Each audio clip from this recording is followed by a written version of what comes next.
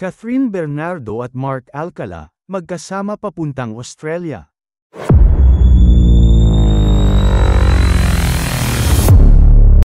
Muling naging laman ng balita at diskusyon sa social media ang Lucena City Mayor na si Mark Alcala at ang aktres na si Catherine Bernardo matapos umanong mamataan na magkasamang dumating sa isang paliparan. Agad itong naging viral matapos kumalat ang ilang mga larawan at video na nagpapakitang tila may espesyal na koneksyon ang dalawa.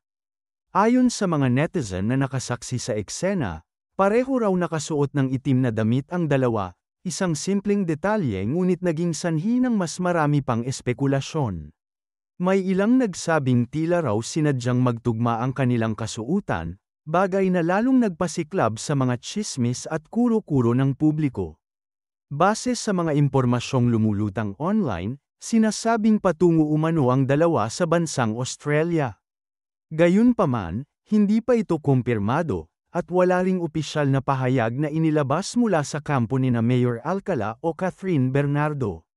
Sa kabila ng mga balita at hula ng publiko, nanatiling tikom ang bibig ng dalawang personalidad pagdating sa tunay na estado ng kanilang relasyon.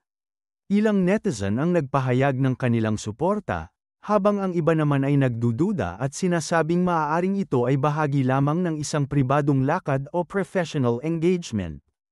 Hindi rin ito ang unang pagkakataon na nalilink si Catherine sa isang personalidad sa labas ng showbiz.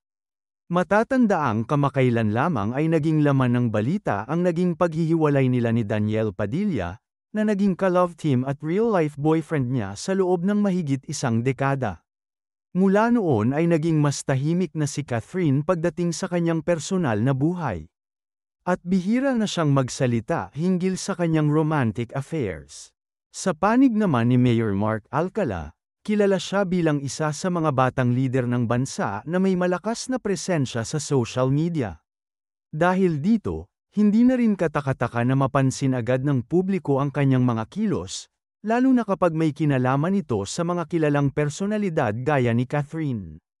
Marami ring netizen ang nagtanong kung may kaugnayan ba sa opisyal na tungkulin ng alkalde ang biyahe, o kung ito ay isang personal na lakad lamang. Gayunpaman, walang malinaw na paliwanag ukol dito hanggang sa ngayon. Samantala, mas pinili naman ng mga tagahanga ni Catherine na irespeto ang kanyang katahimikan at pribadong buhay. May ilan pang ang nagsasabing kung totoo man ang mga bali-balita, wala naman umanong masama rito hanggat pareho silang masaya at walang natatapakang tao. Patuloy pa rin ang pagdagsa ng mga komento, reaksyon, at memes sa iba't ibang social media platforms, mula Facebook hanggang X, dating Twitter, at TikTok. Lalo na't hindi pa rin nawawala ang interes ng publiko kay Catherine bilang isa sa pinakasikat na aktres ng kanyang henerasyon. Sa ngayon, naghihintay pa rin ang publiko sa anumang kumpirmasyon o paglilinaw mula sa dalawa. Habang wala pang sinasabi ang magkabilang panig, tila magpapatuloy ang espekulasyon at mga haka-haka ng publiko sa tunay na namamagitan kina Mayor Alcala at Catherine Bernardo.